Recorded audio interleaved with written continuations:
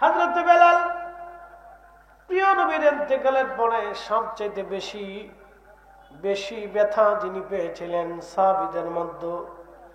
যদিও সব সাহাবী পাগল পারা ছিল, কিন্তু বেলাল ছিলেন বেশি আসে পাগল পারা হইয়া ডাক ডাকে সাহাবীরা রে, আজকে নবী নাই, আমি কারে আজান শোনাবো? কে আমার নামাজ আসবে? আমার আজান দিলে কে নামাজ পড়াবে? আজকে থেকে আমি আর আজান দিব না। নিয়ত করেছি আমারে বারণ করবা না, আমারে অনুরোধ করবা না, আমি আর আজান দিব না। আল্লামা ইমাম তাকিউদ্দিন সুবকি, আল্লামা ইমাম শরহে বুখারী ইমাম কিরমানি তিনি লেখছেন, নবীর ইন্তেকালের পরে বেলাল আর কোনোদিন আজান দেন নাই। আরে হযরত বেলাল একদিন এসে আবু বকরের কাছ থেকে বিদায় নিয়ে রওনা হয়ে চলে যাবে। আবু বকর ডাক ডাকা, বেলাল তুমি থাকো, মসজিদে নববীতে তুমি আজান দাও। আবু বকর ডাক দিয়ে বলতেছে, বেলাল আজান দাও। বেলাল ডাক দেখা, না রে আবু বকর, আর আজান দিতে পারবো না। আমি নিয়ত করেছি নবী নাই, আমি আর আজান দিব না, আমারে বিদায় দাও, আমি সিরিয়াতে চলে যাব, এখানে আর আমার দ্বারা থাকা সম্ভব হবে না। কারণ ছিল, দেখবেন অনেক সন্তান মার কবরের পাশে দাঁড়াইলে আর স্থির থাকতে পারে না। আমি নিজে দেখছি, রওজা শরীফে হাজি যাইয়ে স্থির থাকতে পারে না।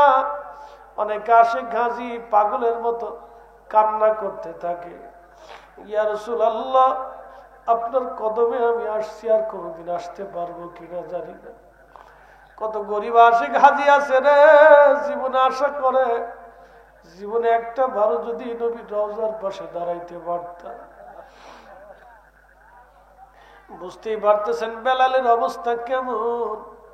রওজা শরীফ দেখলে বেলাল আর স্থির থাকতে পারতেন না, পাগল পারা হয়ে যাইতেন, বিমর্ষ হয়ে যাইতেন।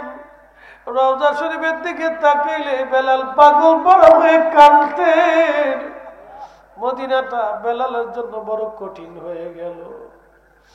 হযরত বেলাল চলে গেলেন মদিনাতুল মুনাওয়ারা থেকে শুধু সিরিয়ার দামেস্কে। গভীর রাত্রিবেলা ঘুমায়, নবীজি স্বপ্ন দেখায় বললেন, বেলাল রে, কেমন জুলুম শুরু করছো বেলাল, আয় আমি নবীর জিয়ারতে আয়। কেন তুমি আমার জিয়ারতে আসো না রে বেলাল? তুমি জিয়ারতে আসো, কতদিন হলো রে বেলাল তুমি আমার জিয়ারতে আসো না? আমার সঙ্গে তুমি কেন জুলুম শুরু করছো রে বেলাল? নবীর আশিক পাগল পারা হয়ে সিরিয়ার থেকে মদিনার দিকে রওনা হয়ে গেছে। মদিনা শরীফে তখন আসিয়া রওজা শরীফ কাঠের জালি দিয়ে ঘিরে রাখা ছিল। রওজা শরীফের সঙ্গে মাথা ঠেকা বেলাল কাঁদে আর বলে, হুজুর, স্বপ্নে যাইয়া গোলাম আসতে বলেছিলেন, গোলাম হাজির হয়ে গেছে। গোলাম আপনার কদম মোবারকে হাজির, গোলাম আপনার কদম মোবারকে হাজির। ইয়া রাসূলুল্লাহ, আপনি আসতে বলেছিলেন, আমি আসছি। রওজা শরীফের পাশে বসে বসে বেলাল কাঁদতেছিল। নতুন মুয়াজ্জিন এসে দেখতেছে নবীর মুয়াজ্জিন রওজা শরীফের পাশে বসে বসে কাঁদে। নতুন মুয়াজ্জিন ডাক দেখে, সাহাবীরা শুনছনি, নবীর মুয়াজ্জিন বেলাল আমাদের মাঝে ফিরে আসছে। কথা শুনিয়া সারা মদিনার থেকে সব সাহাবী বের হয়ে দৌড় মারছে। আয়েশা দেখতেছে নবীর মুয়াজ্জিন হযরত বেলাল বসে বসে কাঁদতেছে। সাহাবীরা বলল, বেলাল রে, কতদিন হলো আজান দাও না? আজকে তাহাজ্জুদের আজান তুমি দাও, আজকে থেকে ফজর আজান তুমি দাও রে বেলাল।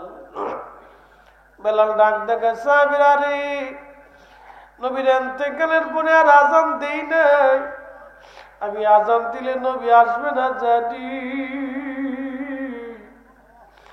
তুমি আজান দিলে কি নবী আনতে পারবানি বলো? পাগল ভরা হয়ে গেলেন আশিকে রাসূল সাহাবীরা।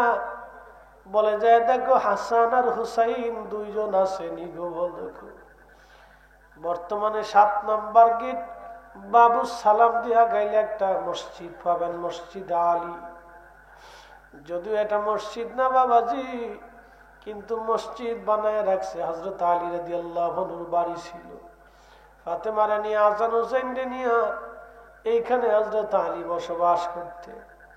হাসান হুসাইন আনার জন্য সাহাবীরা দৌড়ায় গেছে।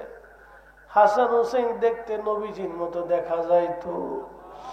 নানার চেহারা পাইছিলেন দুই ভাই। দৌড়ায় যখন মসজিদে নবীর ভিতরে রওজা শরীফের পাশে এসে দাঁড়ায়, নবীর আশিক বেলাল আর স্থির থাকতে পারেন নাই। রওজা শরীফ থেকে দৌড়ায় উঠে ইমাম হাসানের বুকের মধ্যে মাথা ঢাকা কাঁদে। এবার আবার ইমাম হুসেনের বুকের মধ্যে মাথা ঢাকায় ঢাকায় কাঁদে। ইমাম হাসান ডাক দেখা, নানার মুয়াজ্জিন কতদিন হলো তুমি আমাদেরকে আজান শোনাও না। নানান মুয়াজ্জিন রে তুমি যাও মিনারায়, আজ আমরা রে আজান শোনাইয়া যাও। হযরত বেলাল দৌড়ায় চলে গেলেন সে মিনারাতে। সেই ছাদ এখনো আছে। মসজিদে নববীতে যদি কোনোদিন যান, আহারিয়াজুল জান্নার ডান পাশে দেখবেন একটা ছাদের মতো এরকম স্টেজ তৈরি করা হয়েছে। এইরকম আপনারা একটা ছাদের মতো দেখবেন। ওইটা বনু নাজ্জার গোত্রে এক মহিলা সাহাবীর ঘর ছিল। ওই ছাদের উপরে দাঁড়ায় দাঁড়ায় বেলাল আজান দিতেন। আজ ওই ছাদটা কইরে রাখা হয়েছে, টাইলস দিয়ে সুন্দর করে রাখছে। ওইখানে দাঁড়ায় এখনো মসজিদে নবীর মুয়াজ্জিন ওইখানে দাঁড়ায় আজান দেয়। 1450 বছর ধরে মসজিদে নববীতে ওইখানে আজান হয়। ওরা আমাকে হযরত বেলালের জীবনী আলোচনা করতে বলছে। তো এটা আমি বুঝি এটা ইশক থেকে আসে, অন্তরের খোরাক এটা আমি জানি। কিন্তু তারপরেও চেষ্টা করব আংশিক কিছু বলার জন্য। তো তারা আমরা বসি, ও দেখা যায় না না। আচ্ছা বুঝছি, তাহলে আমারও হইতে আর কি। আচ্ছা যাও, এখন আর কিছু না, এটা হলে রাগ করা যাবে না ভাই। বসি কারণ হলো ওই আপনারাই আবার এটা দিয়ে ওয়াশ ইউটিউবে মানুষ দেখে, তাই না? অনেক মানুষের দেখে একটু কষ্ট সহ্য করতে হবে যে একটা একটু বেশি উঁচা হয়ে গেছে। আচ্ছা যাক, অসুবিধা নেই, আর কি করা আছে। এটা উঁচা হয়ে গেছে, আমি উঁচা হয়ে গেলাম আর কি। এখন দেখা যায় তো।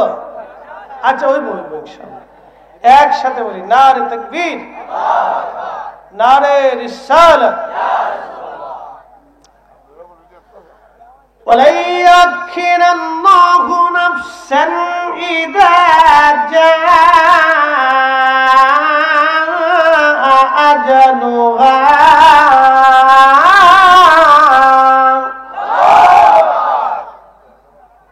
প্রশ্ন করি, জবাব দিবেন। কোরআনে কোনো ত্রুটি আছে?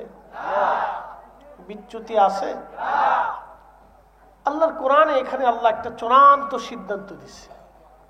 আল্লাহ বলছেন, হাবিব উম্মতকে জানায় দেন, হায়াত শেষ হয়ে গেলে পৃথিবীতে এক মুহূর্ত থাকার আর কোনো সুযোগ নেই। আর একবার কেউ যদি আল্লাহর কাছে চলে যায়, ফিরে আসার আর সুযোগ আছে? প্রিয় দোহালের মুসলমান, এটা কি সদরে না লাখাইতে? প্রিয় হবিগঞ্জের মুসলমান, খুব মনোযোগ দিবেন। পৃথিবীতে সব নবীদের কাছে আজরাইল আলাইহিস সালাম আসছে। সাইয়্যিদুনা ইব্রাহিম খলিলুল্লাহর কাছে আজরাইল আসলো, হুজুর আল্লাহ আপনাকে আমাকে নিতে পাঠিয়েছেন, আপনার জান কবজ করার জন্য আমি আসলাম। সাইয়্যিদুনা ইব্রাহিম ডাক দেখে আজরাইল আল্লাহকে যা বলো, কোন বন্ধু কি বন্ধুর জান কবজ করেনি? সুবহানাল্লাহ বলেন না, ফেস লাগাই দিছে। সাপ যদি কিছু মনে না করেন তাহলে ফ্যানটা একটু ঘুরাই দিলে আমার একটু শান্তি আর কি, একটু একটু। হ্যাঁ হ্যাঁ, একবারে হালকা হালকা এদিকে লাগবে। আর একদিন ফাঁকা দিয়ে সাপের একটু বাতাস দাও, একদিন ফাঁকা, মানে সরাসরি আইলে কণ্ঠ টানবে, একটু কষ্ট ঝামেলা, পিছনে দ্বারা একটু সাপের বাতাস দাও। এই আমরা বক্তাদের কত সিস্টেম করা লাগে, জ্বালার শেষ নেই। রাত্রে অনেক সময় আমি আমার ঢাকার বসুন্ধরা দক্ষিণ দিক দিয়ে বাতাস আসে, তার ফ্যান বন্ধ করে দিই, তো বাড়িওয়ালা থাকতে না পারে, ধূর তোমার লোকে হইয়ে লাভ নেই, যাই গিয়ে চলে যাও, কিছু করার নেই। কারণ আমার কণ্ঠ বাঁচাইতে হলে আমার অনেক হিসাব করে চলতে হয়, কেন কণ্ঠটা আল্লাহর একটা দান। দাউদ আলাইহিস সালামকে আল্লাহ কণ্ঠ দিয়েছিলেন। পৃথিবীতে 4 জন নবীর উপরে আসমানি কিতাব সরাসরি আল্লাহ 4টে মহাগ্রন্থ দিয়েছিলেন, তার একটা দাউদকে, আর আল্লাহ তাকে একটা মুজেজা দিয়েছিলেন, সুরের মুজেজা। অতএব যার সুর নাই ও কাব্য খালি কেউ কেউ করবো, আর খালি সুরের বিরুদ্ধে ওয়াজ করে। কি কথা কর না কেন? কিছু আছে কাব্য, আমি নাম দিয়েছি কাব্য, এই কাব্যের গোষ্ঠী খালি সুরের বিরুদ্ধে ওয়াজ করে। সুর দিছে কে? এই উম্মতের সর্বশ্রেষ্ঠ সুরের ব্যক্তি ছিলেন হযরতে উবাই ইবনে কাব। এত সুন্দর কারি বাসিতের নাম শুনেছেন? মিশরি কারি বাসিত, এত সুন্দর লাহান কারি বাসিতের। কিসের কারি বাসিত? কোটি কোটি কারি বাসিতকে যদি এক পাল্লায় দেওয়া হয়, নবীর সাহাবী কারিউল কুজাত হযরত উবাই ইবনে কাবের মতো হবে না। তিনি যখন কোরআন তেলাওয়াত করতেন, আল্লাহর নবী নিজেও মুগ্ধ হয়ে তার তেলাওয়াত শুনত। এত লাহান ছিল। শায়ের রাসূল হাসান বিন সাবিত এত সুন্দর লাহান আল্লাহ তারে দিয়েছিলেন। মসজিদে নববীতে নবী খুশি হয়ে আলাদা মিম্বার তৈরি করে দিলেন। ওই মিম্বরে দাঁড়ায় দাঁড়ায় শায়ের রাসূল হযরত হাসান বিন সাবিত রাদিয়াল্লাহু আনহু গাইতেন, ইন্নাকা উলিদতা মুবাররান, ইন্নাকা উলিদতা মুবাররান মিন কুল্লি আইব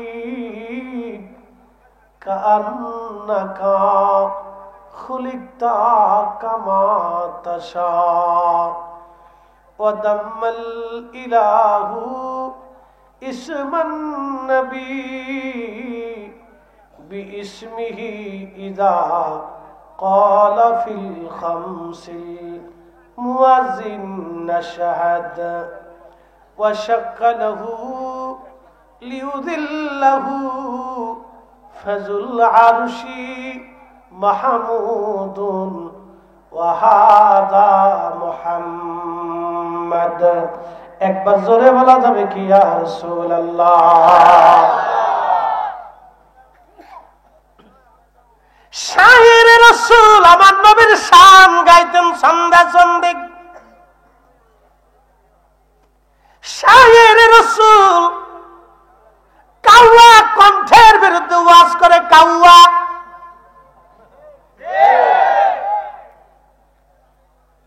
কণ্ঠের মুজিজা দাউদ আলাইহিস সালামকে আল্লাহ দিয়েছিলেন। জাবুর শরীফ যখন দাউদ আলাইহিস সালাম পড়তেন, ইমাম ইবনে কাসির আল বাদায়ের মধ্যে তিনি লেখেন, এত সুন্দর সুর জাবুর পড়তে যাই একটা সুর উনি দিতেন না, আল্লাহ 70টা সুর উনি জাবুরে দিতেন।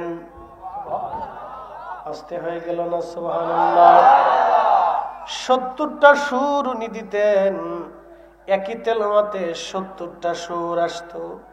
সুরের এত মোহনা। এখন তোরা মাইক টাইক হইছে, আন্ডার গান্ডার বান্ডার কত কিছু, ল্যাপটপ জ্যাপটা এটা টান দেয়, এটা সোলা দেয়, এটা লুটা দেয়, হ্যাঁ কত সিস্টেম এখন হইছে। দাউদ আলাইহিস সালামের কোন সিস্টেম লাগতো না। এত সুন্দর লাহান এত সুন্দর সুর আল্লাহ তারে দিয়েছিলেন। জবুর শরীফ যখন উনি পড়তেন, একই তেলাওয়াতে 70টা সুর উনি যখন দিতেন, সুরের মোহনাতে পশুরা ছটফট করে মারা যাইতো। একসাথে বলবেন আল্লাহু আকবার। না না, জোরে বলেন, জোরে জোরে জোরে। আল্লাহ জান্নাতের ভিতরে নিয়ে গান শোনাবে। কি শোনাবে? জোরে বলেন।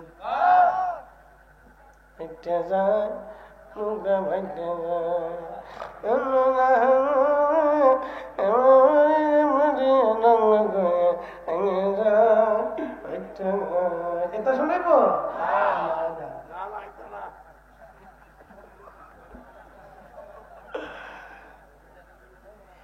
এত সুন্দর সুর জান্নাতি, এত সুন্দর গায়িকা। পুরুষে জান্নাতে গান গাবে না, হুর। এত সুন্দর হুর জান্নাতে গান গাবে রে।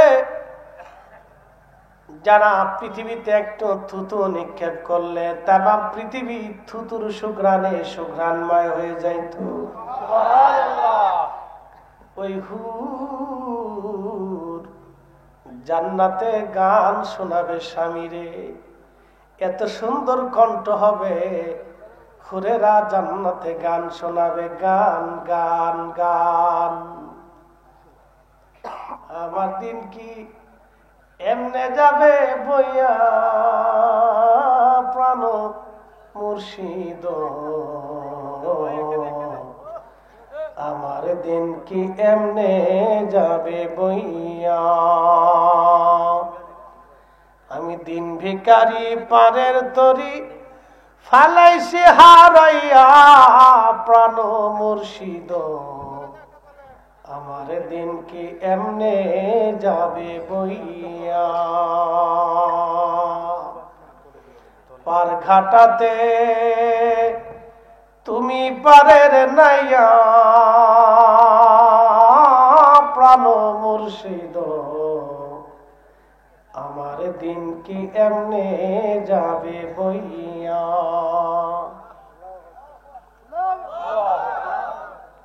লাগে দি মুর্শিদ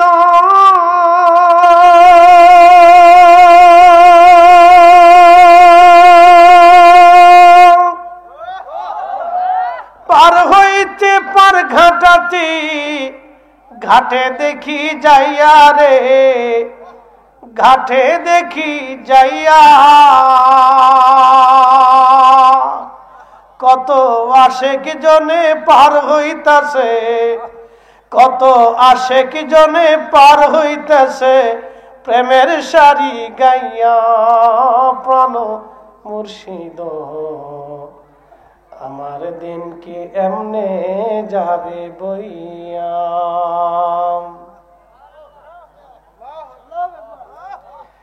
সামান্য সুরে আপনাদের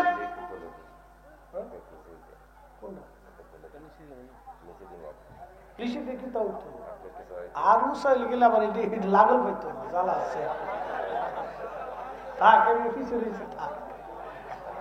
দেওয়াতে আমি সোজা হয়ে গেছি আর কি, জ্বালা আছে না। এই সামান্য সুরে আপনাদের হৃদয়ে আন্দোলিত হলো। জান্নাতের সুর এত মধুর, সুন্দরী রমণী আপনার বিবি স্ত্রী হুর যখন গান গাবে তখন তো কেমন লাগবে আপনি একটু চিন্তা করেন। আমরা দেশের টিকটক করা বেডি না, কথা বলেন, আন্দা গান্দা ভাষা,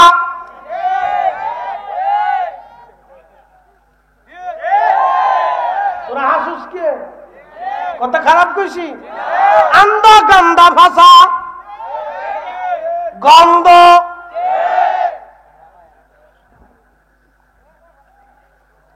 এইবারে জান্নাতে গান গাবে না। যাদের থুতু পৃথিবীতে আসলে সারা পৃথিবী সুগন্ধে মাতোয়ারা হয়ে যাইতো, এমন রমণী আপনার স্ত্রী হবে যারা সতী সাধবী পবিত্রা হবে। পৃথিবীর কোন চোখ কোনদিন দেখে নাই, হৃদয় কোনদিন অনুধাবন করে না, এত সুন্দর হবে তারা। দাউদ আলাইহিস সালাম জান্নাতের ভিতরে, দাউদ নবী জবুর শরীফ পড়তেন, সুরের মোহনায় পশুরা মারা যাইতে এত কণ্ঠ ছিল আল্লাহ। কিয়ামতের ময়দানে দুনিয়াতে যত কারি হবে সব কারীরা কিয়ামতের ময়দানে উবাই ইবনে কাব রাদিয়াল্লাহু আনহুর পিছনে দাঁড়াইয়া হাসরের ময়দান কায়েম হবে। দুনিয়াতে যত ন্যায় বিচার, পৃথিবীতে যারা ন্যায় বিচার করছে, ন্যায় বিচার যারা করছে, কিয়ামতের ময়দানে হযরত ওমরের পিছনে তাদের জায়গা হয়ে যাবে। আর যারা ন্যায় বিচার করে নাই, চোখ মেরে দিয়ে বিচার করছে,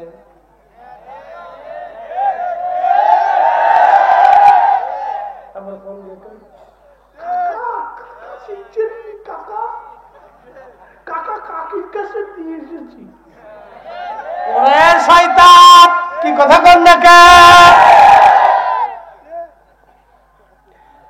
এই বিচার যারা করছে রে, তাদের জায়গা হবে ফেরাউনের সাথে। ও ফেরাউন কাকুর সাথে তার জায়গা হবে। দুনিয়াতে যারা ন্যায় বিচার করছে তাদের জায়গা হবে হযরত ওমর রাদিয়াল্লাহু আনহুর সাথে।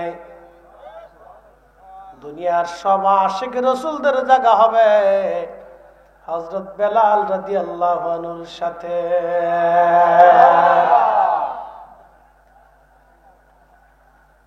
হবিগঞ্জবাসী মনোযোগ দিয়ে কথাগুলি শুনে যাবেন। পৃথিবীর সব জাহিদ ও ওলি যারা ছিলেন, কিয়ামতের ময়দানে হযরতে আবু যর গিফারি রাদিয়াল্লাহু আনহুর সাথে তাদের জায়গা হবে। বলে হুজুর কারণ কি? আবু যর গিফারির জীবন তো জানি না, কেন তার সাথে যারা জাহিদ ওলি ছিল তাদের জায়গা হবে, কারণ কি? সাহাবীদের মধ্যে একজন সাহাবী, তিনি আবু যর গিফারি, তিনি মুজাহাদা করেছিলেন, দুনিয়া বিরাগী সাহাবী ছিলেন। তিনি নির্জনে নিবৃতে একাকী আল্লাহর ইবাদত করে সারা জীবন তিনি কাটিয়েছিলেন। এই জন্য দেখবেন দুনিয়ার যত ওলিরা অনেক সময় দুনিয়া বিরাগী হইয়া তারা জঙ্গলে যাইয়া পাহাড়ে পর্বতে নীরবে নিবৃতে আল্লাহর ইবাদতে তারা দিন কাটাইতো। কথা বলেন ঠিক কিনা?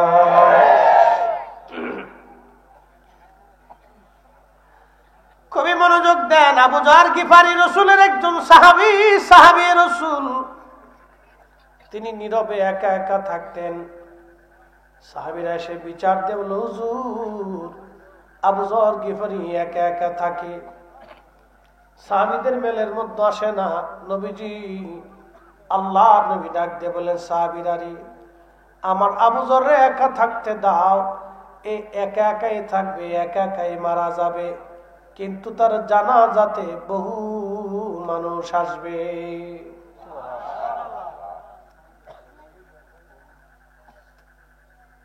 আল্লাহর নবীর ইন্তেকালের পরে সাহাবী রাসূল চলে গেলেন নীরবে মরুভূমির মধ্যে, একটা মরুদ্যানের ভিতরে তিনি কাটান স্ত্রী সঙ্গে মাত্র। একটা জুব্বা দিয়ে আবু যর গিফারির বছরের পর বছর চলে গেল। আহা, কোনদিন খাইতেন, কোনদিন না খেয়ে থাকতেন, একটা খেজুর খেয়েও দিন পার হয়ে গেছে। আবু যর গিফারির ইন্তেকালের সময় ঘনায় গেল। তার স্ত্রী বসে বসে কাঁদার বলে, স্বামী রে, আপনার খেদমত আমি জীবনে বহু বছর নীরবে মরুদ্যানে মরুভূমির ভিতরে কাটাইলাম। স্বামী গো, আজ আপনি অসুস্থ, মারা যাবেন, আল্লাহর দিদারে চলে যাবেন। স্বামী আমার, আপনি চলে যাওয়ার পরে আপনার কে দাফন করবে, কে কাফন করবে? কাফনের কাপড়ই বা কোথায় আমি পাবো? আমি মহিলা মানুষ, কি করে আপনার কবর খনন করব? কি করে আপনার জানাজা দিব এই মরুভূমির ভিতরে? আমি কি করে মানুষ জোগাড় করব গো স্বামী? কি আমি করব? আপনি কিছুই বলে গেলেন না।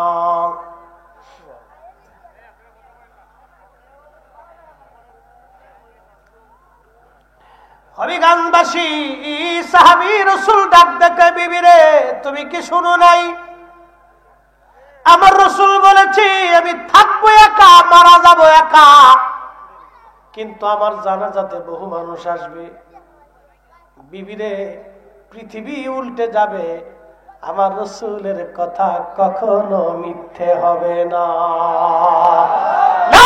একসাথে বলেন আল্লাহু আকবার। তারা সাহাবীরা এইভাবে রাসূলকে বিশ্বাস করতেন। নবীর উপরে কি ওয়া সাদাকা রাসূলুহুন নবিয়ুল কারীম, নবী সত্য বলেছেন, কোন মিথ্যা বলেন নাই। নবী যাহা বলেছেন তাহা হবে। কিয়ামতের ময়দানে, কিয়ামতের আগে নবী বললেন ৮৫টা আলামত হবে। একটা আলামত হলো ডিভোর্সের সংখ্যা বাড়বে, তালাকের সংখ্যা বাড়বে, স্বামী স্ত্রীর তালাক বিচ্ছেদ বাড়বে। ২ নম্বর হলো জায়গায় জায়গায় বেহাপনা হবে, প্রকাশ্যে ছেলেমেয়েরা জেনা করবে। আজকে botanical garden, Ramna park, Cox's Bazar সমুদ্র বীচ আর পতেঙ্গা সমুদ্র বীচ বলেন, হোটেল মোটেল বলেন, আর কে পার্কে বলেন, জায়গায় জায়গায় কোনায় কোনায় মানকেছি ভাই। কাতি মাসের কুত্তা যেমন পাগল হয়, আমাদের ছেলে মেয়েরা এরকম বেহাপনায় পাগল হয়ে গেছে। কথা কয়, বিয়ে করবেন মেয়ে খুঁজে পাওয়া যাবে না। কথা কন না কা, এটা কিয়ামতের আলামত।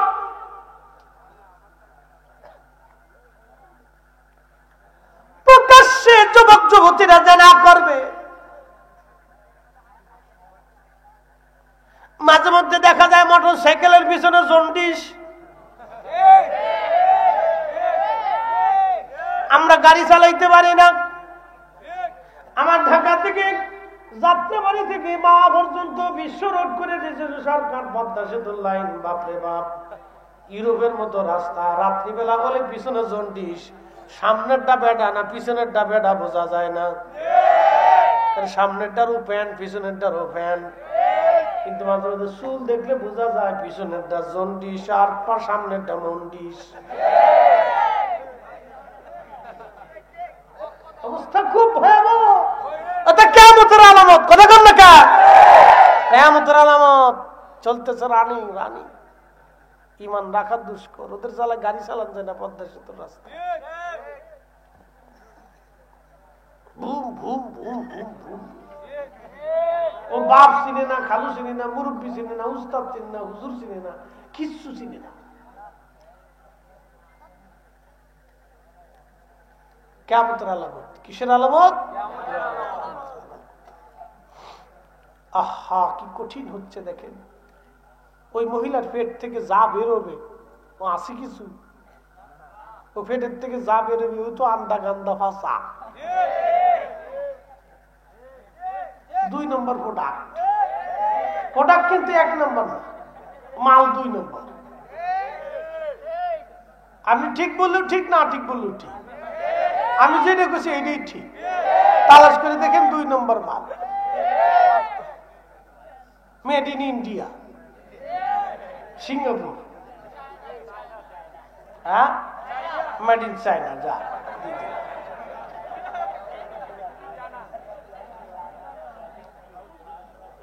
ওয়ান টাইম ফরার সাথেই শেষ। ওটা আর খুঁজে পাওয়া যাবে না। কিয়ামতের আলামত। যেটা বলেন কিসের আলামত? আমার রাসূলের কথা মিথ্যা হবে? কথা বলেন মিথ্যা হবে? সব কয়টাই সত্য, ঠিক কিনা? জীবনে মিথ্যা বলেন নাই, যাহা বলেছেন সত্য বলেছেন। হবিগঞ্জবাসী মনোযোগ দিয়ে শুনিয়া যান।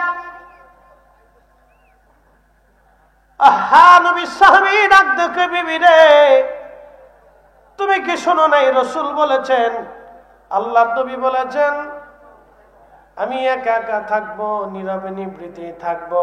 আমি মারা যাবে একা, কিন্তু আমার জানাজায় বহু মানুষ আসবে। বিবি রে আমার রাসূলের কথা মিথ্যা হবে না। তুমি টিলার উপরে যায় দেখো কোন কাফেলা আমার দিকে আসেনি আজ। যদি আসে তাহলে বুঝবা আমার সময় শেষ। স্ত্রী দৌড়ায় চলে যে টিলার উপরে তাকায় দেখলেন বহু দূরে একটা কাফেলা ধেয়ে ধেয়ে আসে।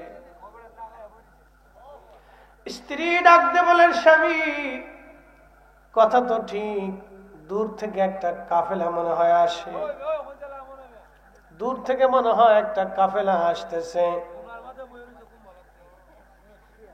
দূর থেকে মনে হয় একটা কাফেলা আসতেছে, দূর থেকে মনে হয় একটা কাফেলা আসে। স্ত্রী ডাকতে বলতেছে, স্বামী মনে হয় কাফেলা দেখা যায়। বলে, বিবি রে তাহলে শুনে রাখো, আমার সময় শেষ, আর সময় আমার পাওয়া যাবে না। আবু যর গিফারী রাদিয়াল্লাহু আনহু ইন্তেকাল করলেন। আহা, ওই কাফেলার যিনি সাইয়্যিদ ছিলেন, প্রধান, তার নাম হযরত আব্দুল্লাহ ইবনে মাসউদ রাদিয়াল্লাহু আনহু। নবীর সমস্ত মুফতি সাহাবীদের মধ্যে শ্রেষ্ঠ মুফতি সাহাবী ছিলেন আব্দুল্লাহ ইবনে মাসউদ, যিনি ফতোয়া দিলে আর কোন সাহাবী ফতোয়া দিতেন। হযরত আব্দুল্লাহ ইবনে মাসউদ ছাগল চড়াইতেন প্রথম জীবনে। তো ছাগলের পাল নিয়ে তিনি পাল চড়াচ্ছেন মরুভূমিতে। আবু বকর সিদ্দিক রাদিয়াল্লাহু আনহু এবং আমার নবীজি দুইজন মরুভূমির ভিতর দিয়ে হেঁটে হেঁটে ক্লান্ত, পানি তৃষ্ণা লেগে গেল। নবীজি বলেন, আবু বকর পানি যদি একটু হতো ভালোই হতো। বলে, হুজুর এখন তো ধুধু মরুভূমি, এখন কোথায় পানি পাবে ইয়া রাসূলুল্লাহ? বলে, দেখো তো কোন ছাগলের রাখাল দেখা যায় কিনা, কারণ ছাগল বা দুধ উট দুম্বা হলে দুধ দহন করে দুধ খেয়ে অন্তত তৃষ্ণা নিবারণ করতে পারবো। আব্দুল্লাহ ইবনে মাসউদ তখন ছাগল চড়াচ্ছিলেন, দেখলেন দূর থেকে দেখা যায় একটা ছাগলের পাল। আল্লাহর নবী এবং আবু বকর দুইজন পায়ে হেঁটে হেঁটে হেঁটে হেঁটে আসলেন। আসার পরে দেখতেছে একটা বালক ছাগল চড়ায়।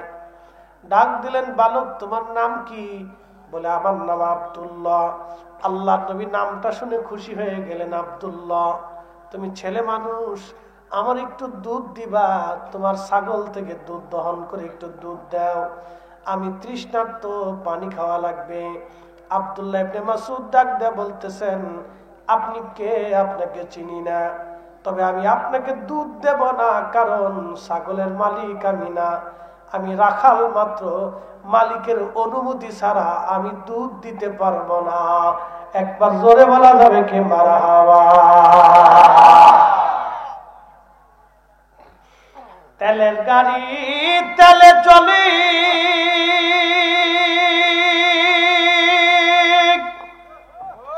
হাওয়ার গাড়ি হাওয়ায় উড়ে, বিনা তেলে চালাই গাড়ি নবী সুলাইমান। আমরা সেই মুসলমান, আমরা সেই মুসলমান। মসজিদের জুতা ভালো জোড়া পাইলেও চুরি করি,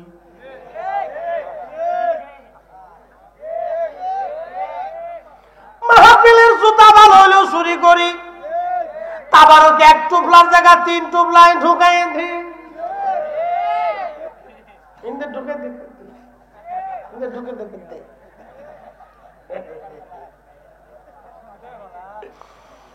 যে মসজিদে জুতা চুরি করে ওরে যদি আপনি অর্থমন্ত্রী বানান, শেষ। কথা বল না কেন, কি হবে? শেষ শেষ। স্বাধীনতার পর থেকে এই পর্যন্ত বাক্স খালি। কি কথা বল না কেন? যেই লঙ্কায় যায় সেই রাবণ হয়ে যায়। ঠিক আছে, বলেন কে? জোরে বলেন।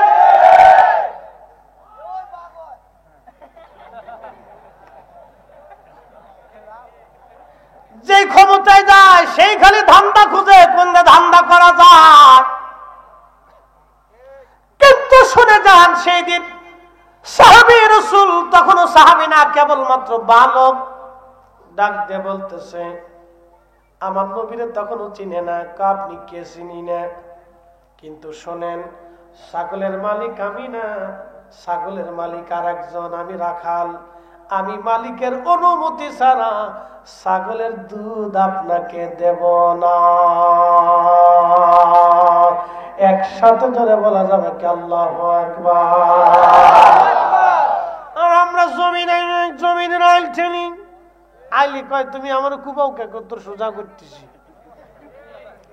সোজা করতে করতে এক হাত আইল দিয়ে কাটতে কাটতে 4 ইঞ্চি বানাই ফেলছে। আইল চিনা যায় না, এটা আইল না লাইল না খাইল না বাইল কি কিছু বোঝা যায়। ঠেলতে ঠেলতে আইলের দাম শেষ। আমি দেশে গেছি, আমি তো জমি জমা দেখার সুযোগ নেই। বড় ভাই একটু ঘুরে ঘুরে পশ্চিম পাড়া থেকে, তো পশ্চিম পাড়া আমাদের জমি আছে, তা দেখতে গেছি যে আইল ঠেলতে ঠেলতে আইল থাকলে সুযোগ এমনি বাঁকা করে যাচ্ছে।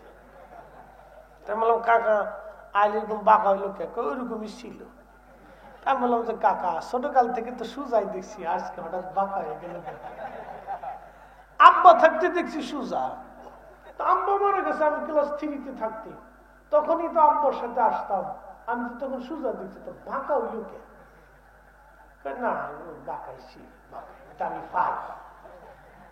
কাকারে যদি আপনি পান তো বাঁচাই দিলেন, আর যদি না পান কিয়ামতের ময়দানে জমি কিন্তু আমাকে বুঝাই দেওয়া লাগবে। পরের তারিখ যায় দেখলাম সোজা হয়ে গেছে। তার মানে ভালো লোকটা বুঝতে পারছে না ভুল হয়েছে, কথা ঠিক কিনা? কেউ যদি ভুল স্বীকার করে তাহলে তার ওইটাকে গ্রহণ করতে হয়, তার ক্ষমা করতে হয়, এটা হলো নিয়ম। ভুল স্বীকার করছে, চিন্তা করছে না হুজুরের লাগে পারাপারি করে লাভ নেই, এতে জাগা মতো ধর্ম। আমাকে কয় সমান ধান খাবেন এই এক হাত থেকে? খাতে থাকেন, কিয়ামতের ময়দানে বুঝাই দিয়ে তারপরে যাইতে হবে। কি কিয়ামত কায়েম হবে না? কথা কন না কেন? হবে না? হবে হবে। এদেশের কোটি কোটি টাকা ওই যে সুইস ব্যাংকে বেগম পাড়া সেগম পাড়া যারা বিচ্ছা বাড়ি মানে খা, কিয়ামতের ময়দানে সব ধরা পড়বে। সেই দিন 18 কোটি মানুষের মামলা পড়বে, আমরা যাকে চাচা দিয়ে দাও। কি কথা কন না কে? কাকা দিয়ে দাও, কাকা দিয়ে দাও, আজকে বুঝাই দাও, ফাজলিমি চলবে না, আজকে দিয়ে দাও। সেই দিন আমরা না হওয়া পর্যন্ত ছাড়ব কাউকে ছাড়তেছি না। ও পাকিস্তানের আগেও না, পাকিস্তানের পরেও না, এখনো না, আগামী তো। প্রিয় উপস্থিতি, খুব মনোযোগ দিয়ে হযরতে আবু যর গিফারী রাদিয়াল্লাহু হযরতে আব্দুল্লাহ ইবনে মাসউদ ডাক ডাকা, আমি দুধ দেব না। নবীজি বললেন, আব্দুল্লাহ রে, খুবই সুন্দর কথা, মালিকের অনুমতি ছাড়া তুমি দুধ দেবা না, এটা তো সুন্দর কথা। তাহলে একটা কাজ করো, যে ছাগলের দুধ দেয় ওই ছাগলের দুধ দহন করার দরকার নাই। যে ছাগলের বাচ্চা হয় নাই, এখনো দুধ হয় নাই, উলানি হয় নাই, ওই ছাগলটা আনো, আমি দুধ দোয়াই নেই।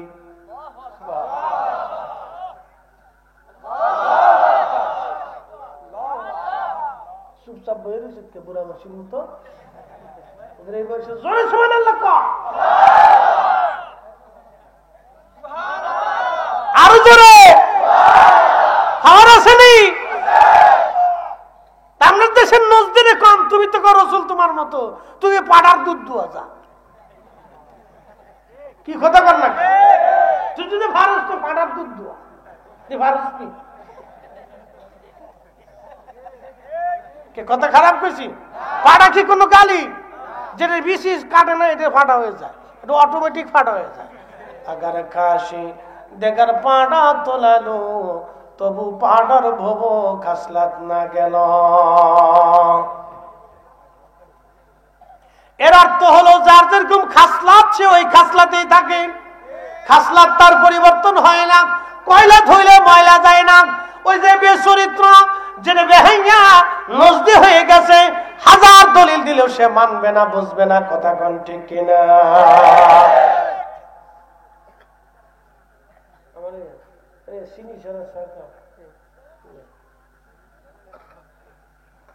দাম বাড়ার পরে তো আমি যা চিনি খাবো না, যা খাইলাম না। কি হয়েছে তাতে? চিনি ছাড়া চা খাই ভালোই লাগে, আর চিনি দিয়ে খেলে মজা লাগে না। ডায়াবেটিস নেই, আজকে টেস্ট করে এসেছি হবিগঞ্জতে, 5.5 না 6, তোমরা ডায়াবেটিস নেই। হজে যাওয়ার আগে মাপছি, তাও 5 পয়েন্ট। আমার ওই ডাক্তার, ইসলাম ডাক্তার, একদিন মাপছে 16 পয়েন্ট। আপনার তো ডায়াবেটিস। ধুর, গত বছর মাপছে 16 পয়েন্ট। আপনার তো ডায়াবেটিস। ডায়াবেটিস গেছে। শুনে যাবেন ভালো করে, আল্লাহ নবী ডাকতে বলতেছে, আব্দুল্লাহ, যে ছাগলের দুধ হয় না ওই ছাগলটা তুমি আমার কাছে আনো, আমি নিজে দুধ দহন করে নিব। আব্দুল্লাহ ইবনে মাসউদ বলতে যায়, কয় কি দুধ হয় না? কেমনে দুধ দহন করবে? বাচ্চাই হয় না ছাগলের কাছে, ছাগলের ওলা নিয়ে আসে না, কেমনে দুধ হবে? বলে, আব্দুল্লাহ রে, তুমি ছাগলটা আনো। আবু বকরকে বলেন, আবু বকর, একটা পেয়ালা নিয়ে আসো। হযরত আবু বকর খোলসালা একটা পাথর নিয়ে আসলেন। যে পাথরের মধ্যে খোলস আছে, পাথর নিয়ে এসে এটা সুন্দর করে মুছে ধুলাবালি ফালাইয়া পরিষ্কার করে হযরত আব্দুল্লাহ ছাগলের নিচে ধরলেন। আব্দুল্লাহ ইবনে মাসউদ চিন্তা করলেন, ছাগল তো দিব, বেশি বয়সালা দেওয়া যাবে না, একবারে ছোট যেটা ছাও এটা ধরে নিয়ে আইছে, আইনা আল্লাহ নবীর সামনে দিছে। দেওয়ার পরে আল্লাহ রসুল বরকতের হাত যখন উলানে হাত মারছে, তখনই উলান ছেড়ে দিছে। আর জোরে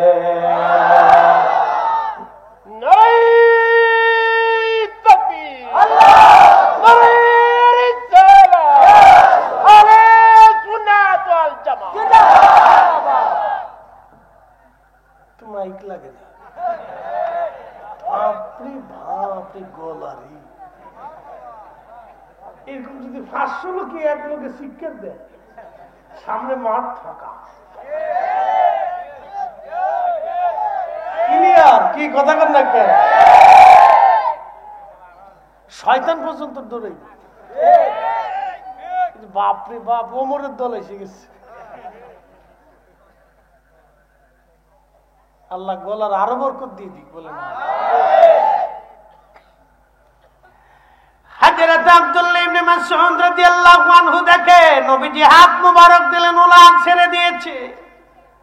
আল্লাহর নবী দুধ দহন শুরু করে দিয়েছে, বিসমিল্লাহ বলে টান দিছে। দুধ একবারে দহন করতে করতে করতে করতে পাথরের খোলস ভরে গেল। আবু বকরকে বললেন, আবু বকর পান করো। বিসমিল্লাহ বলে শুরু করলেন, আল্লাহর নবী নিজেও পান করলেন। বাকি দুধ আব্দুল্লাহরে দিয়ে বলেন, এবার তোমার ছাগলের দুধ তুমি পান করো। আব্দুল্লাহ বলেন, আমি দুধ পান করলাম। নবীজি আবার ওলানে হাত মারলেন, সাথে সাথে ওলান জাগার জাগা জাগা আবার মিশে গেল। শ্রেষ্ঠ নবী দিলাম ঠিক কিনা তরিয়ে নিতে রোজ হাসরে, পথ না ভুলি তাই তো দিলে পাক কোরআনের বাণী। খোদা তোমার মেহেরবানি, সুন্দর ফল সুন্দর ফল মিঠা নদীর পানি। খোদা তোমার মেহেরবানি, খোদা তোমার মেহেরবানি। সে আব্দুল্লাহ পরে কালেমা পড়লেন। এই মুজিজা দেখার পরে তার হৃদয় উথাল পাতাল হয়ে গেল। হায় হায়, দেখলাম কি লোকটাকে। পরে সে আব্দুল্লাহ কালেমা পড়লেন। শুধু আব্দুল্লাহ থাকেন নাই, এই উম্মতের শ্রেষ্ঠ মুফতি হয়েছিলেন আব্দুল্লাহ ইবনে মাসউদ। তিনার ছাত্রের নাম হযরত ইমাম ইব্রাহিম নখী।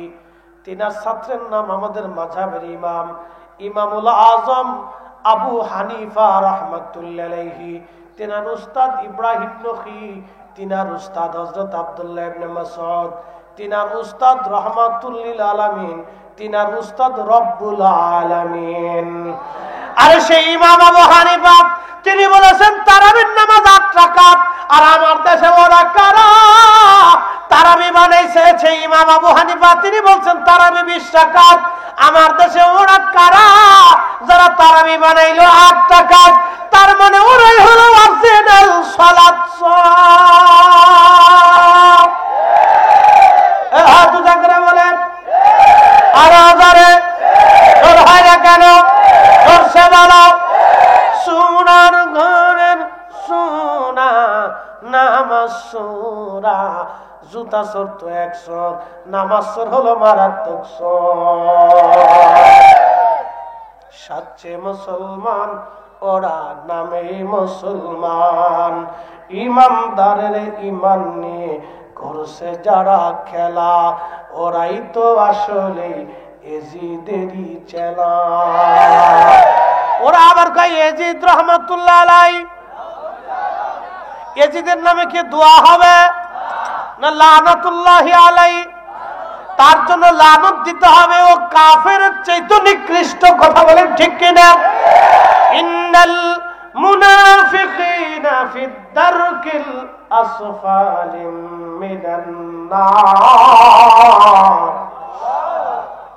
সাচ্চে মুসলমান ওরা নামে মুসলমান। ইমানদারের ইমান নিয়ে করছে যারা খেলা ওরাই তো আসলে এজিদেরই চেলা। দাড়ি টুপি পাগড়ি আছে দেখতে মাওলানা, ভিতরে নাই নবী প্রেম ইয়াজিদে ভরা।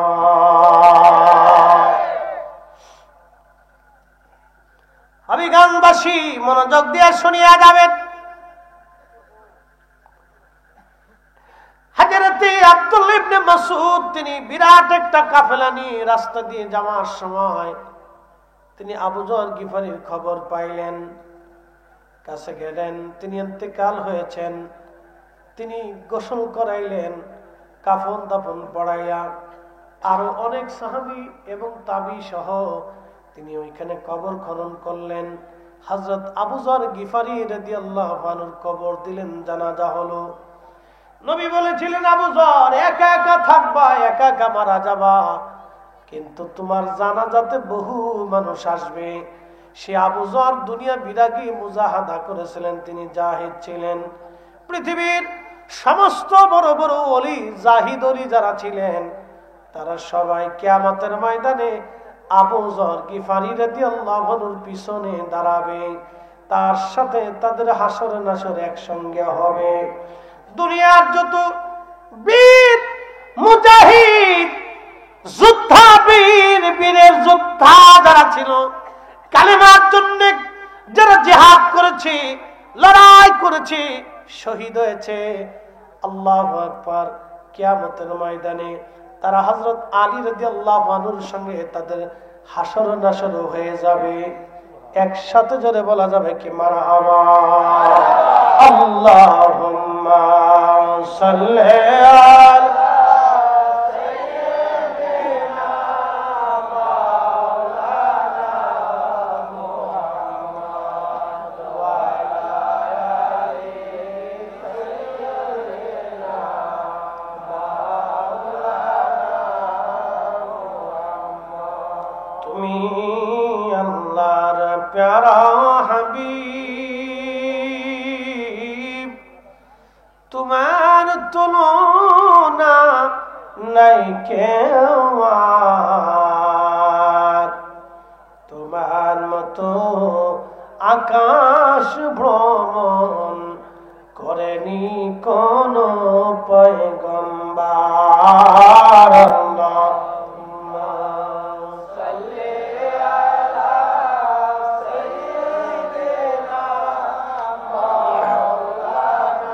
আহা জবান খুলে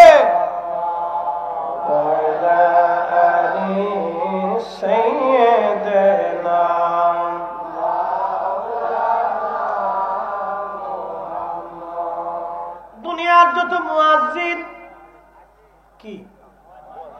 জোরে বলেন, আরো জোরে। মুয়াজ্জিনের ফজিলত জানেননি? কিয়ামতের ময়দানে কোটি কোটি কোটি কোটি মানুষ মাহশরে দাঁড়ায় যাবে, সবার মাথার উপরে থাকবে মুয়াজ্জিনের মাথা। সব মাথার দিকে সবার উপরে থাকবে মুয়াজ্জিনের মাথা। মুয়াজ্জিন মুয়াজ্জিন মুয়াজ্জিন, সমস্ত মুয়াজ্জিনদের সাইয়্যিদ যিনি, তিনি আশিক রাসূল হযরত বেলাল রাদিয়াল্লাহু তাআলা আনহু।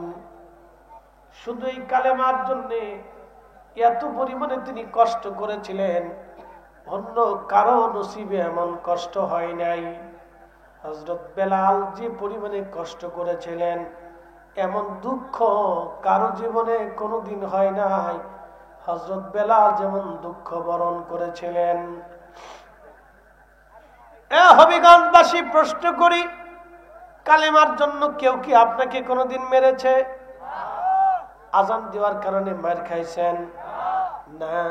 শুধু মাঝে মাঝে পবিত্র মিলাদুন নবীর জশ্নে জুলুস মিলাদুন নবী পালন করলে আমার দেশে একদল আছে যারা বিরোধিতা করে সুন্নিদেরকে তেরে তেরে মারতে আসে। কি কথা বলেন, ঠিক কিনা?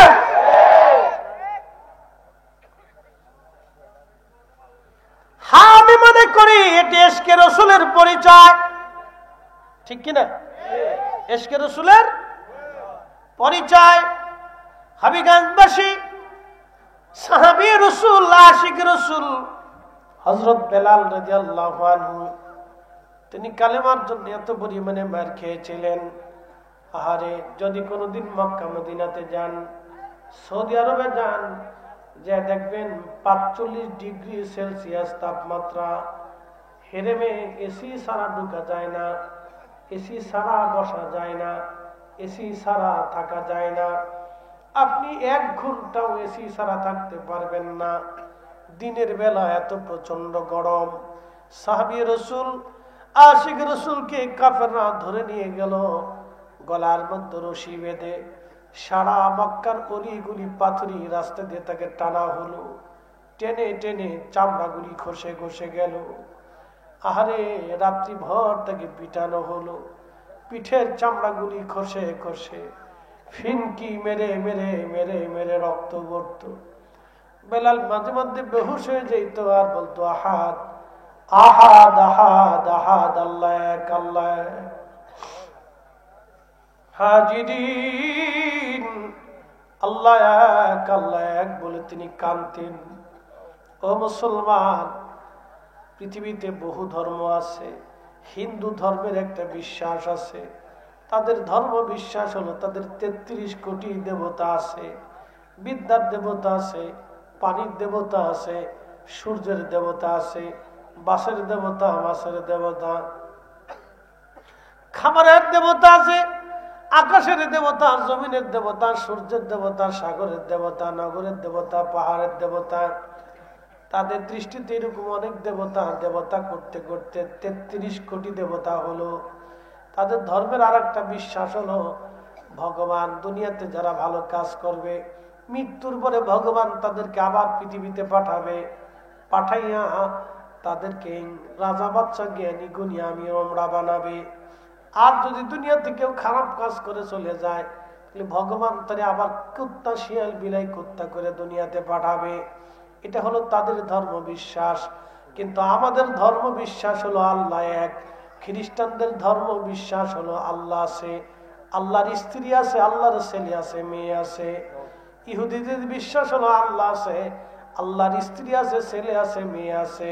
আর আমরা মুসলমানদের বিশ্বাস আমার আল্লাহ এক, আমার আল্লাহ এক, লা ইলাহা ইল্লাল্লাহ, আল্লাহ ছাড়া আর কোনো মালিক নাই, খালিক নাই। কথা কোন ঠিক কিনা? তুমি রহমান, তুমি মেহেরবান, তুমি রহমান, তুমি মেহেরবান। অন্ধ গাহে না শুধু তোমারি গুণগান, অন্ধ গাহে না শুধু তোমারি গুণগান, বুঝে বুঝে না তব শান। তুমি রহমান, তুমি মেহেরবান। আল্লাহ কয়জন? জোরে বলেন। قل هو الله أحد الله الصمد لم يلد ولم يولد ولم يكن له كفوا أحد। বেলাল শুধু বলে আহাদ আহাদ আহাদ আহাদ। আল্লাহ এক, আল্লাহ এক, আল্লাহ এক, আল্লাহ এক। ওনার জিহ্বা গলার মধ্যে লাঠি গলার মধ্য দিয়ে চাপ দিয়ে ধরে জিহ্বা বের করা হলো। জিহ্বা খানা টেনে বের করে আশিক রাসূল হযরত বেলাল রাদিয়াল্লাহু আনহুর জিহ্বার ভিতরে একটা লোহার শিক গরম করে জিহ্বানি পার করে ফোঁটা করে ওনার মুখের মধ্য দিয়ে ঝুলিয়ে রাখা হলো।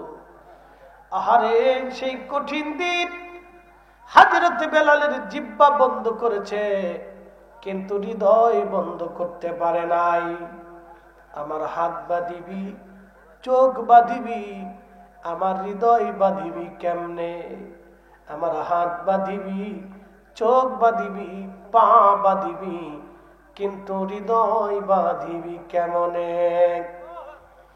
সেই দিন বেলালের হৃদয় বাঁধতে পারে নাই। উহুদ পাহাড়ের মতো দৃঢ় ঈমান হযরত আশিক রাসূল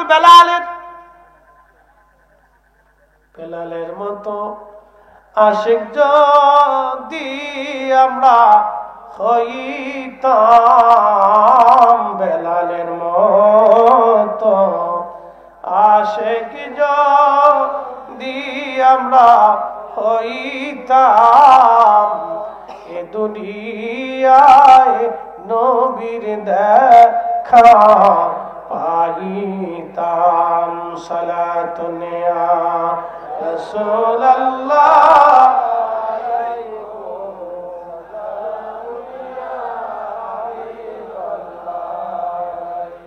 সালাতুন ইয়া রাসূলুল্লাহ।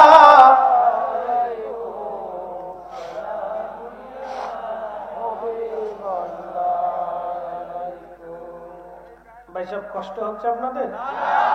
বেশি লম্বাও করবো না, একবারে শেষ পর্যায়ে চলে আসছে। একটু দিলটাকে নরম করে দিয়ে দেখেন, দিলটাকে একটু নরম করে দিয়ে দেখেন সেই দিনটা কত কঠিন ছিল। এবছরে আমি সবচেয়ে হজের ইতিহাসে বেশি গরমে গোসল করছি। শুধু গরমে হাজি মারা গেছে 7 থেকে 8,000, শুধু গরমে। আমার চোখের সামনে আরাফাতে মিশরি হাজি ছটফট করে মরে গেল হিট স্ট্রোকে, সহ্য করতে পারে না হিট স্ট্রোকে। আল্লাহু আকবার, এমন গরম, শুধু পানি আর পানি লাগে। আমি আরাফা থেকে আমরা হাঁটা শুরু করলাম, চিন্তা করলাম গাড়িতে চড়ে হজে হজ করব না, হেঁটেই হজ করব। কারণ আরাফাতের ময়দানে হাজি যখন উপস্থিত হয়, আল্লাহ, আমি নিজে আরাফাতে হাজিদেরকে নিয়ে দোয়া করেছি। হাজিরা এমন ভাবে কান্না করে, আরাফাতের মাঠে এমন কান্না কোথাও হয় না। মিনাতে দোয়া করেছি, মুজদালিফায় দোয়া করেছি, হেরেমে দোয়া করেছি, মদিনাতে দোয়া করেছি। হাজিরা উহুদে যেখানে নবীর দন্ত মোবারক শহীদ হওয়ার পরে আমার নবীজি যেখানে বিশ্রাম করেছিলেন, ওইখান থেকে আল্লাহু আকবার, আমি নিজের সাক্ষী, ওখান থেকে রাত্রিবেলা আল্লাহর নবীর 1450 বছর আগে বসেছিলেন, সেই সুঘ্রাণ এখনো ওখান থেকে বের হয়। আমি নিজের সাক্ষী, ওইখানে আমি বসেছি, 4-5 জন আলেম আমরা একসাথে ছিলাম। 1450 বছর পরে ওখান থেকে এখনো জান্নাতের ঘ্রাণ আসে। পৃথিবীর কোন আতরের সাথে ওই আতরের ঘ্রাণের সুঘ্রাণ এক হবে না।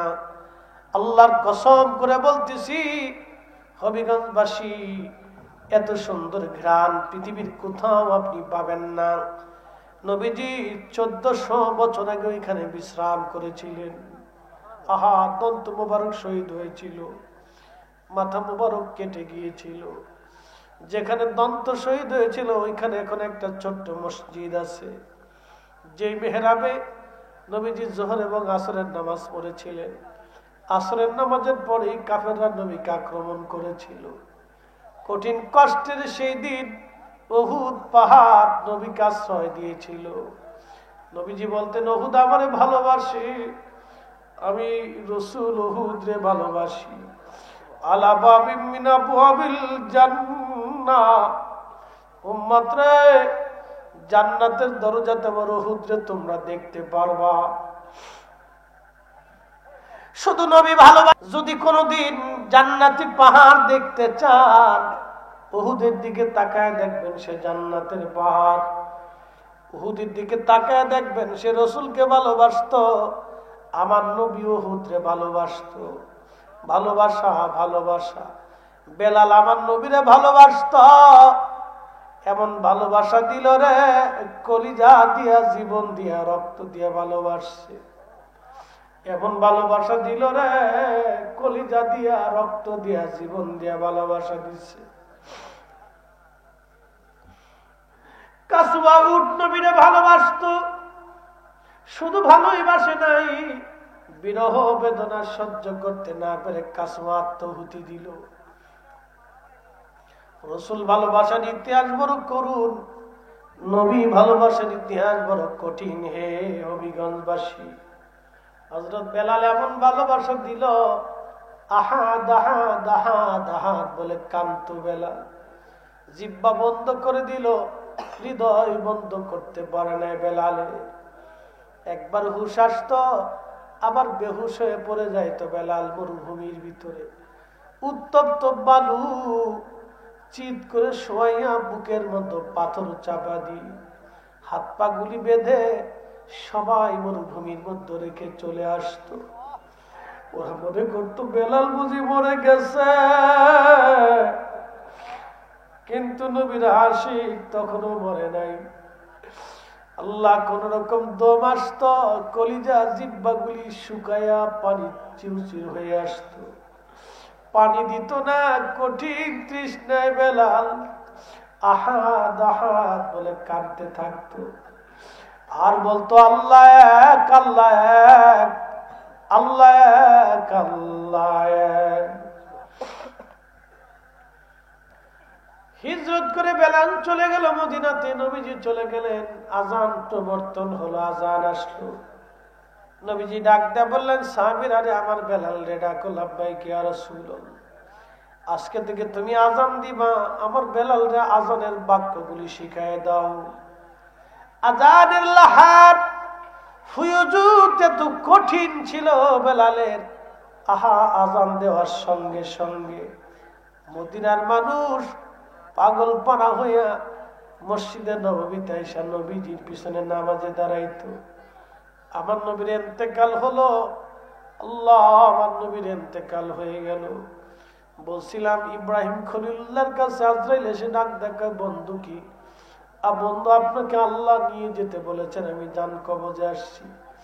ইব্রাহিম ডাক দেখ, আরে আজরাইল, আল্লাহরে যা বলো বন্ধু কি বন্ধুর জান কবজ করেনি।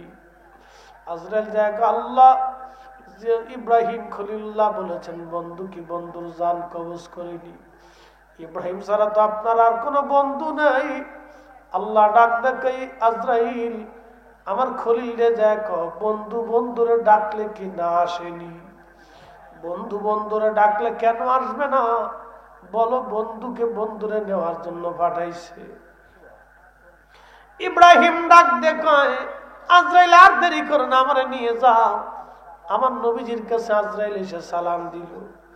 বাবে জিব্রাইল সেই দরজা এখনো আছে, রওজা মুবারকের বাম পাশে, আপনারা যায় দেখবেন। ওই দরজা দিয়ে জিব্রাইল আজরাইল ঢুকে নবীজিকে সালাম দেয়া বলল, হুজুর, আমার সাথে আমি আজ এক আসি নাই, মালাকুল মউত নিয়ে আসছি। যে এতিম বানায়, সন্তান এতিম বানায়, মার কোল থেকে সন্তান কেড়ে নিয়ে যায়, বাবার কোল থেকে সন্তান কেড়ে নেয়, সন্তানের সামনে থেকে বাবারে নিয়ে যায়, ডাক্তারের সামনে থেকে রোগী নিয়ে চলে যায়।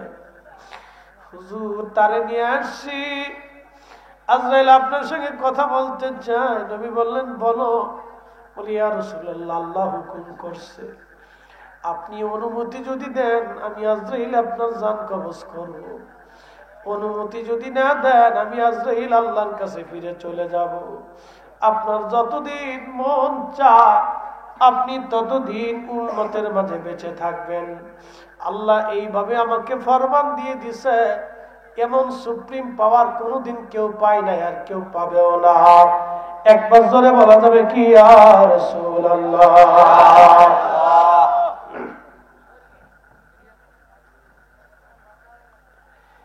এই সুপ্রিম পাওয়ার আর কারো নসিবে হবে না নবীজি, আর কেউ পাবে না।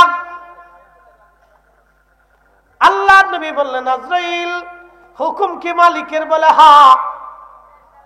নবীজি জিব্রাইলের দিকে তাকাইলেন, জিব্রাইল বলে ইয়া রাসূলুল্লাহ, আল্লাহর বিধান এরকম নবী গো। তবে হ্যাঁ ইয়া রাসূলুল্লাহ, আপনার মাশুক আল্লাহ আপনার দিদারের অপেক্ষায় আগ্রহী হয়ে আছে।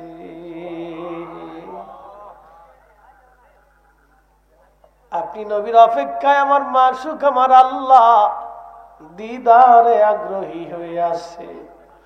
আমি জানি প্রেমে পাগল সে তো মদিনা, প্রেমানলে পুড়ে মরি, প্রেমানলে পুড়ে মরি ওহে রব্বানা।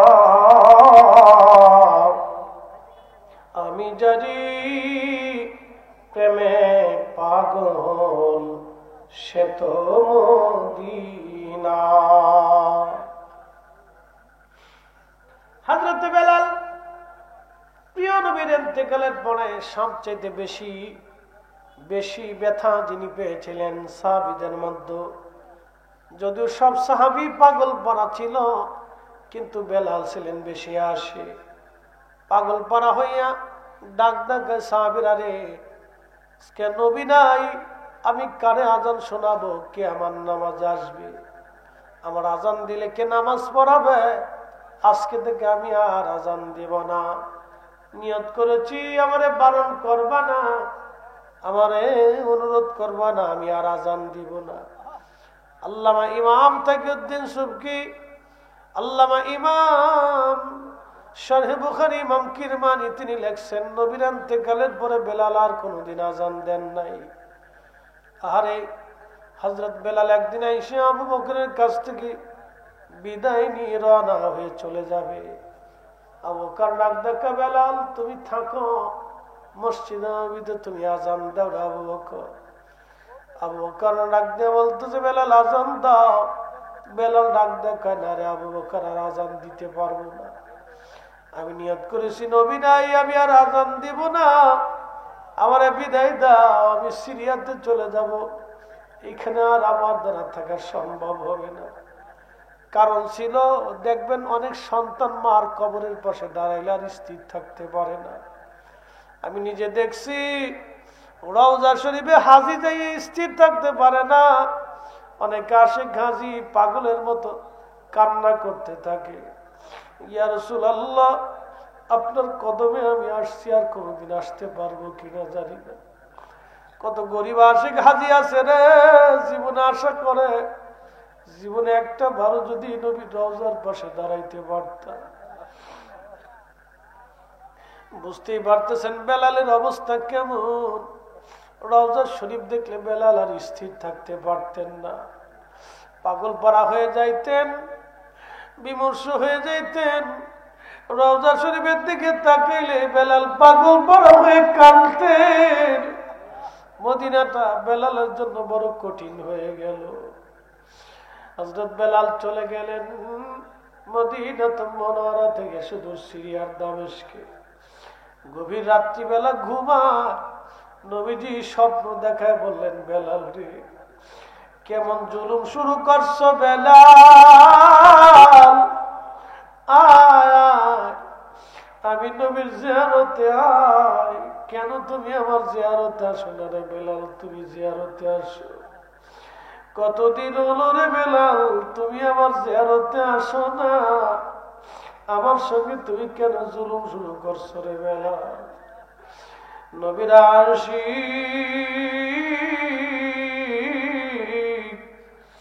পাগলপনা হয়ে সিরিয়ার থেকে মদিনার দিকে রওনা হয়ে গেছে। মদিনা শরীফে তখন আসিয়া রওজা শরীফ কাঠের জালি দিয়ে ঘিরে রাখা ছিল। রওজা শরীফের সঙ্গে মাথা ঠেকা বেলাল কান্দে আর বলে, হুজুর স্বপ্নে যাইয়া গোলাম আসতে বলেছিলেন, গোলাম হাজির হয়ে গেছে। গোলাম আপনার কদম মোবারকে হাজির,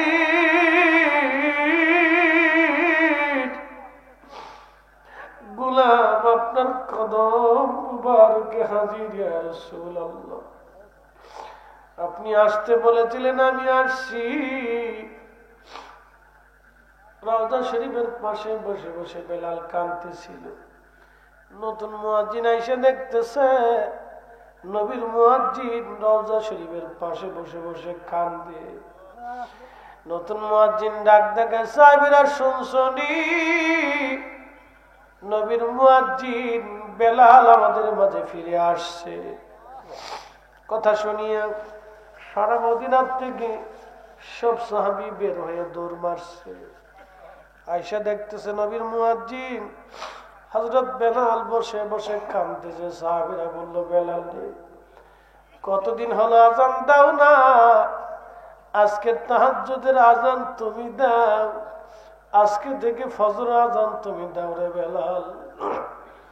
বেলাল ডাক দেখে, সাহাবীরা রে নবীর ইন্তেকালের পরে আর আজান দেই নাই, আমি আজান দিলে নবী আসবে না জানি, আমি আজান দিলে কি নবী আনতে পারবানি বলো? পাগল ভরা হয়ে গেলেন আশিক রাসূল। সাহাবীরা বলে যায়, দেখো হাসান আর হুসাইন দুইজন আসেনি গো। দেখো বর্তমানে 7 নম্বর গেট বাবু সালাম দিয়া গাইলে একটা মসজিদ পাবেন, মসজিদ আলী।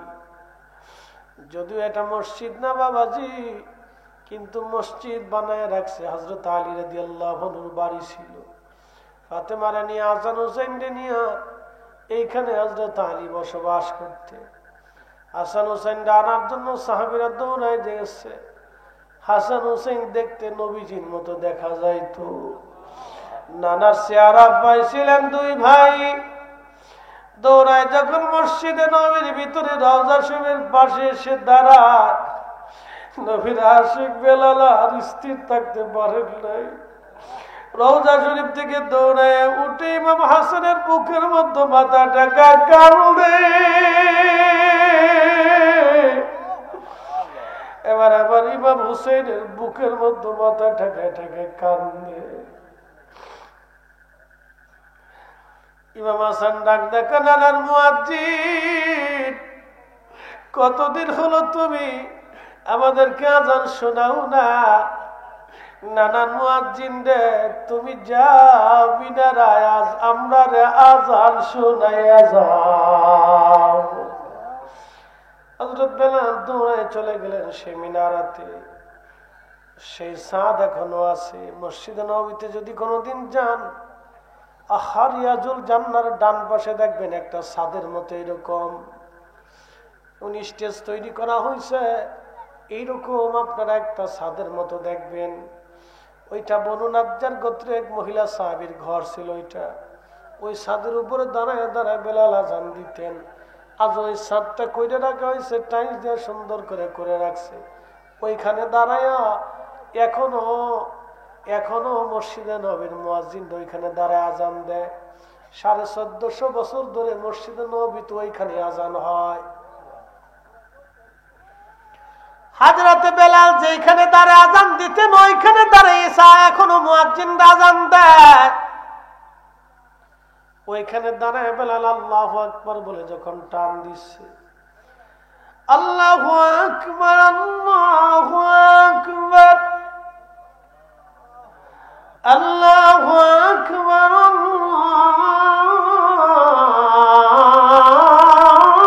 আল্লাহু আকবার। সারা মদিনাতে আযান রন্দে রন্দে ছড়ায় গেল আযান। আশহাদু আল্লা ইলাহা ইল্লাল্লাহ।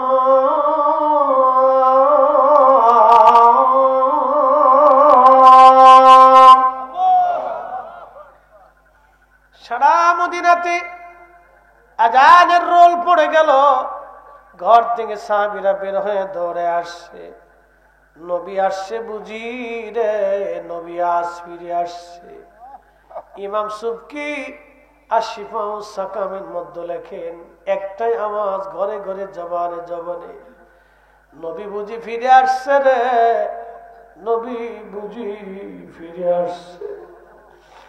মদিনার এমন কোন সাহাবী নেই, এমন কোন পুরুষ নাই, নারী নাই, শিশু বাচ্চা থেকে শুরু করে যুবক যুবতী, বালক বালিকা, বৃদ্ধ বনিতা সব কান্না করতেছে ডুকরিয়ে ডুকরিয়ে। নবী আসছে,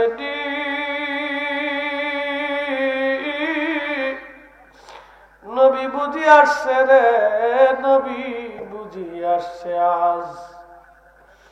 দৌড়ায় দৌড়ায় মসজিদ নবীর দিকে আসি। ইমাম সুবকি বললেন, নবীজির ইন্তেকালের পরে এভাবে কান্নার কোনোদিন মদিনাতে হয় নাই। বেলাল যখন আজানের টান দিল, আশহাদু আন্না মুহাম্মাদার রাসূলুল্লাহ বলে যখন বেলাল আজানের টান দিছে, পৃথিবীর কোন মুয়াজ্জিনের আজানে কোনদিন পৃথিবী কাঁপে নাই। কিয়ামত পর্যন্ত কোন মুয়াজ্জিনের আজানে পৃথিবী কাঁপবে না। ওই দিন বেলালের আজানে প্রেমের আকর্ষণ এতই কঠিন, পৃথিবীর মাটি পর্যন্ত থরথর থরথর করে কেঁপে উঠছে। পৃথিবীর মাটি থরথর করে কেঁপে উঠছে। ওই দিন মদিনার মাটি থরথর থরথর করে কেঁপে উঠছে। আহা, ইশকে রাসূলের ওজন কত বুঝে যান।